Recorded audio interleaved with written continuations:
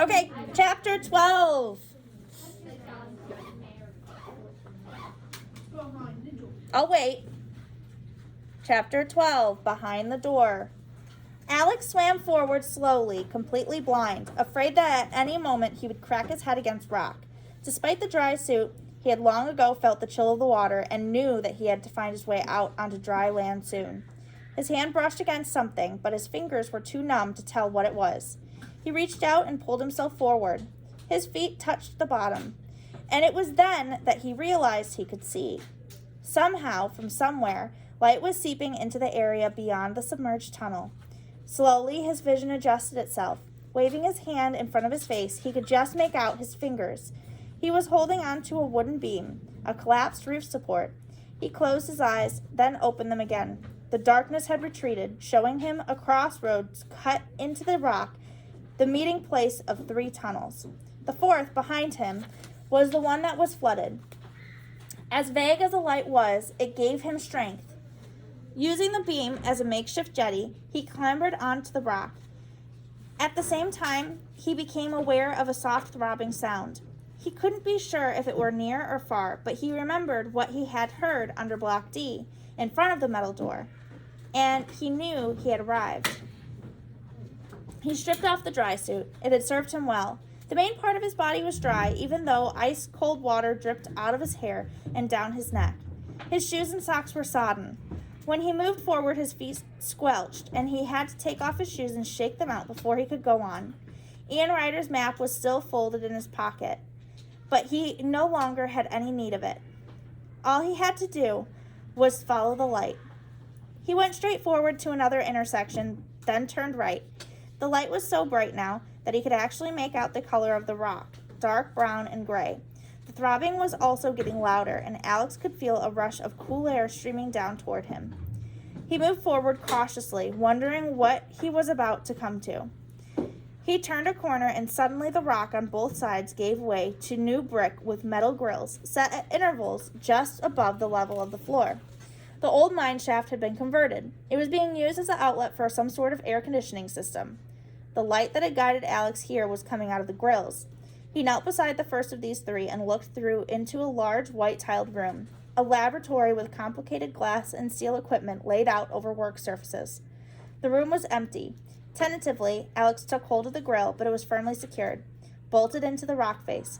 The second grill belonged to the same room. It was also screwed in tight. Alex continued up the tunnel and to a third grill.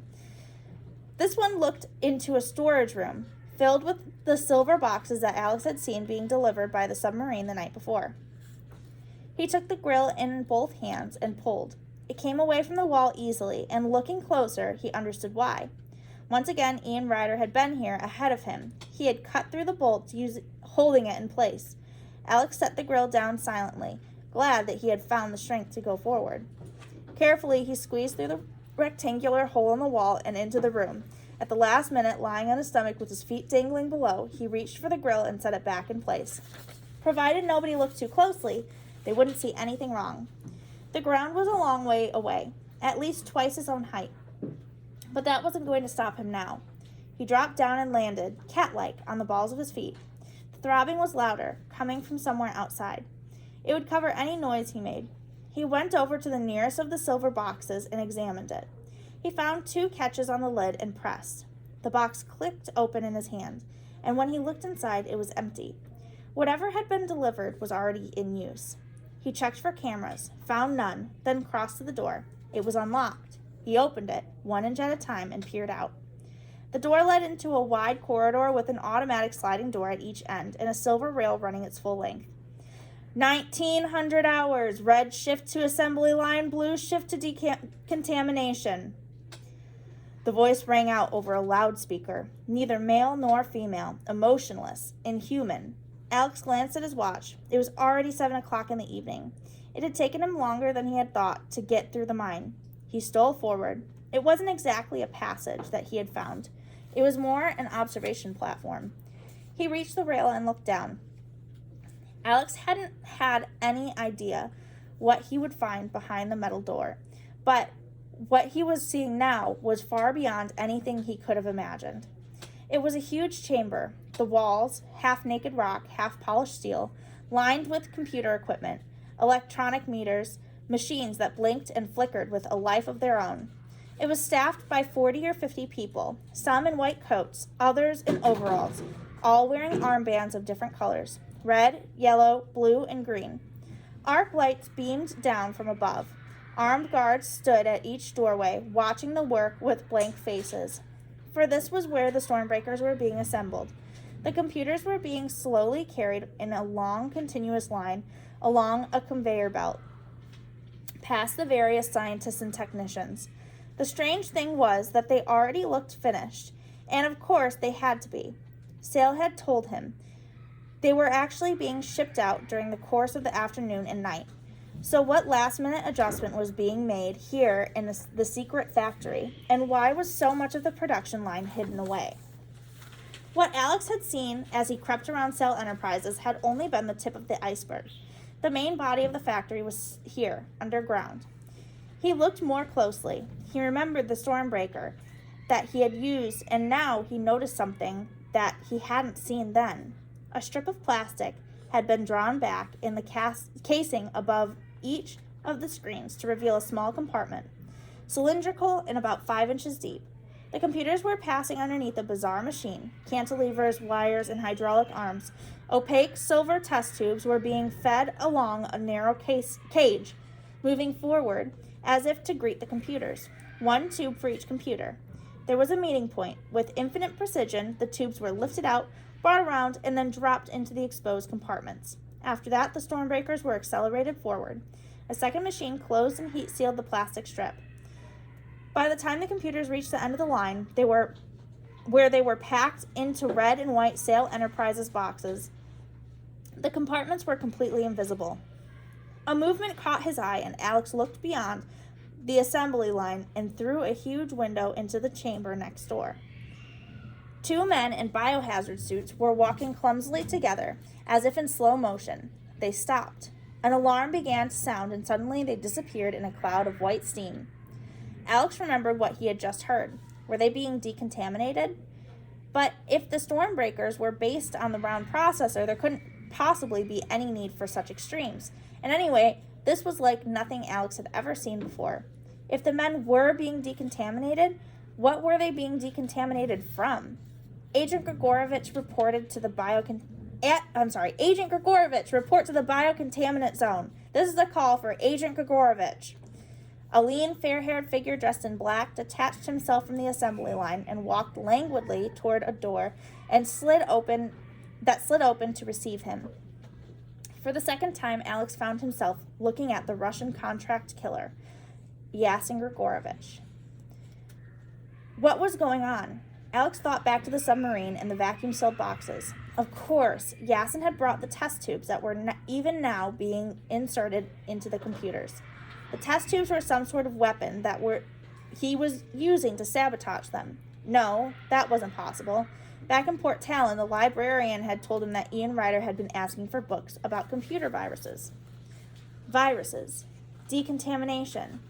The biocontainment zone? Understanding came, and with it, something cold and solid jabbing into the back of his neck.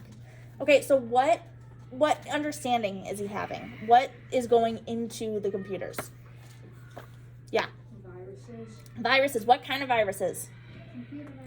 Computer viruses.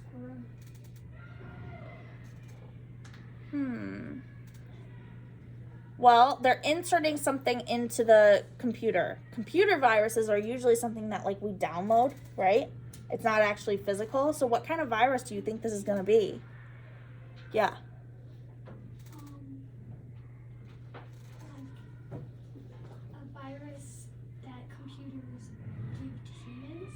Oh, maybe a computer give to human virus? Okay. The Stormbreaker files that Alex saw in Ian Ryder's office. Okay, so it's going to download something into the computers? Yeah.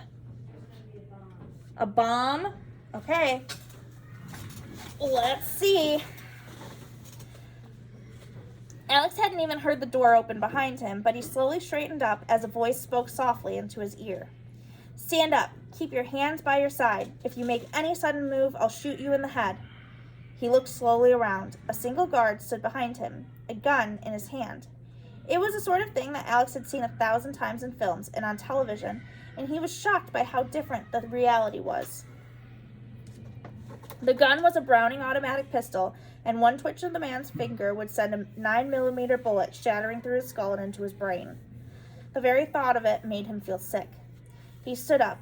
The guard was in his 20s, pale-faced and puzzled. Okay, I need you to pay attention really closely to this next part because there's a question about it in our packet. Okay?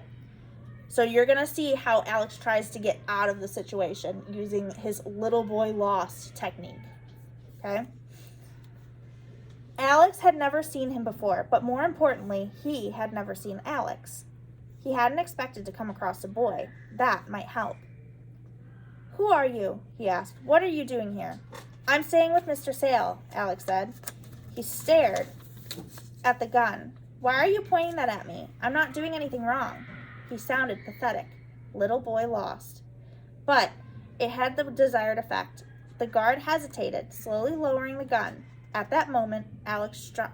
It was another classic karate blow, this time twisting his body around and driving his elbow into the side of the man's head, just below the ear. The guard didn't even cry out. His eyes rolled and he went limp. Alex had almost certainly knocked him out with a single punch, but he couldn't take chances and followed it through with a knee into the groin. The guard folded, his pistol falling to the ground. Quickly, Alex dragged him back, away from the railing. He looked down. Nobody had seen what had happened. So what was the little boy lost? What did he do? Yeah. He was like saying that he just was walking around and got lost. Yeah, he was pretending that he was a little lost boy, right? And the guard didn't want to hurt just a kid that was lost, right? But in reality, he's actually a spy, right? And he took him out. Okay. But the guard wouldn't be unconscious long, and Alex knew he had to get out of here. Not just back up to the ground level, but out of Sale Enterprises altogether. He had to contact Mrs. Jones. He still didn't know how or why, but he knew now that the Stormbreaker had been turned into killing machines. There were less than 24 hours until the launch at the Science Museum. Somehow, Alex had to stop it from happening. He ran. The door at the end of the passage slid open, and he found himself in a curving white corridor with windowless offices built into what must be yet more shafts of the Doesbury mine. He knew he couldn't go back the way he had come. He was too tired, and even if he could find his way through the mine, he'd never be able to manage to swim a second time. His only chance was the door that had first led him here. It led to the metal staircase and would bring him to Block D. There was a telephone in his room. Failing that, he could use a DS to transmit a message, but MI6 had to know what he had found out. He reached the end of the corridor, then ducked back as 3 guards appeared, walking together toward a set of double doors. Fortunately, they hadn't seen him. Nobody knew he was here. He was going to be all right. And then the alarms went off. A siren wailing electronically along the corridors, leaping out from the corners, echoing everywhere. Overhead, a light began to flash red. The guards wheeled around and saw Alex.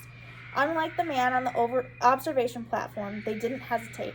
As Alex leaped forward, head first through the nearest door, they brought up their machine guns and fired. Bullets slammed into the wall beside and ricocheted along the passageway. Alex landed flat on his stomach and kicked out, slamming the door behind him. He straightened up, found a bolt, and rammed it home. A second later, there was an explosive hammering on the other side as the guards fired at the door, but it was solid metal. It would hold. Alex was standing in a metal passageway leading to a tangle of pipes and cylinders, like the boiler room of a ship. The alarm was as loud here as it had been in the main chamber. It seemed to be coming from everywhere. He leaped down the staircase 3 steps at a time and skidded to a halt, searching for a way out. He had a choice of 3 corridors, but then he heard a rattle of feet and knew that his choice had just become 2. He wished now that he had thought to pick up the Browning automatic. He was alone and unarmed, the only duck in a shooting gallery with guns everywhere and no way out. Was this what MI6 had trained him for? If so, 2 weeks hadn't been enough. He ran on, weaving in and out of the pipes, trying every door he came to. A room with more biohazard suits hanging on hooks, a shower room, another larger laboratory with a second door leading out, and in the middle, a glass tank shaped like a barrel, filled with green liquid. Tangles of rubber tubing sprouted out of the tank. Trays filled with test tubes all around. The barrel-shaped tank, the trays, Alex had seen them before, as vague outlines on his DS. He must have been standing on the other side of the second door. He ran over to it. It was locked from the inside, electronically, with a glass plate against the wall. He would never be able to open it. He was trapped. Footsteps approached. Alex just had time to hide himself on the floor underneath one of the work surfaces before the first door was thrown open and 2 more guards ran into the laboratory. They took a quick look around without seeing him. "Not here," one of them said. "You better go up." One guard walked out the way he had come. The other went over to the door and placed his hand on the glass identification panel. There was a green glow and the door buzzed loudly. The guard threw it open and disappeared. Alex rolled forward as the door swung shut and just managed to get his hand into the crack. He waited a moment, then stood up. He opened the door. As he had hoped, he was looking out into the unfinished passageway, where he had been surprised by Nadia Vole. The guard had already gone on ahead. Alex slipped out, closing the door behind him, cutting off the sound of the siren. He made his way up the metal stairs. They led him back to the glass corridor that joined blocks C and D. Alex was grateful to be back above the ground. He found a door and slipped outside. The sun had already set.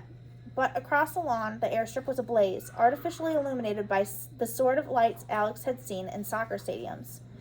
There were about a dozen trucks parked next to each other. Men were loading them up with heavy square red and white boxes. The cargo plane that Alex had seen when he arrived rumbled down the runway and lurched into the air.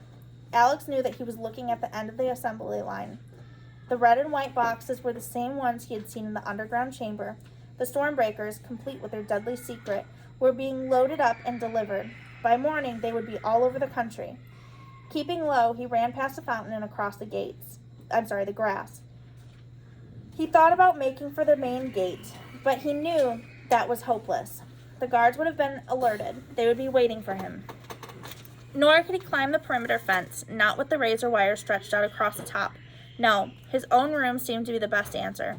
The telephone was there, and so were his only weapons, the few gadgets that Smithers had given him 4 days, or was it 4 years ago. He entered the house through the kitchen, the same way he had left the night before. It was only 8 o'clock, but the whole place seemed to be deserted. He ran up the staircase and along the corridor to his room on the first floor. Slowly, he opened the door. It seemed his luck was holding out. There was nobody there. Without turning on the light, he went inside and snatched up the telephone. The line was dead. Never mind. He found the cartridges for his Nintendo DS, his yo-yo, and the zit cream, and crammed them into his pockets. He had already decided not to stay here. It was too dangerous. He would find somewhere to hide out. Then he would use the Nemesis cartridge to contact MI6. He went back to the door and opened it. With a shock, he saw Mr. Grin standing in the hallway, looking hideous with his white face, his ginger hair, and his mauve twisted smile. Alex reacted quickly, striking out with the heel of his right hand, but Mr. Grin was quicker. He ducked to one side. Then his hand shot out, the side of it driving into Alex's throat. Alex gasped for breath, but none came. The butler made an inarticulate sound and lashed out a second time. Alex got the impression that behind the livid scars, he really was grinning, enjoying himself. He tried to avoid the blow, but Mr. Grin's fist hit him square in the jaw. He was spun into the bedroom, falling backwards. He never even remembered hitting the floor. Chapter 13. Open up chapter 12. Okay, let's go to slide 3. It's a cause and effect slide. Now, the arrow is the cause that leads to the event, the effect, okay? So, let's talk about an event that happened that was big in this chapter. Ember.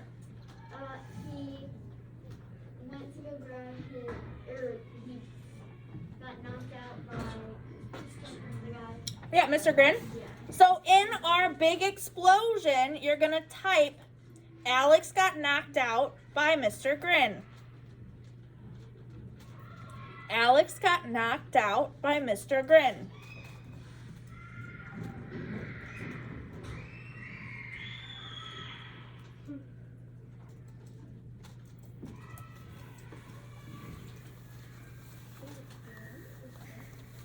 What caused Alex to get knocked out by Mr. Grin?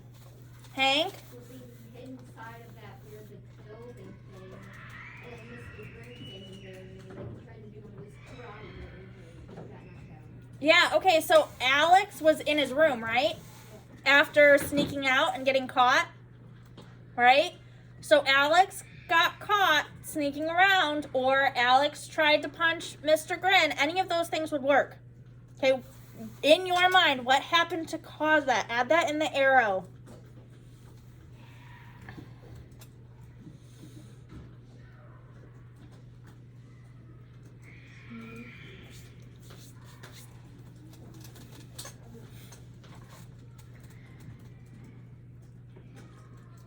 Okay, and when you're finished with that, we're going to look at slides 1 and 2.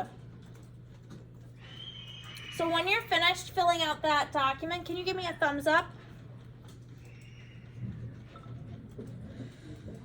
We're done? Okay, cool. So go to slide 2. I'll read you the questions, and then we're going to go over the vocabulary words real quick, and I'll let you work.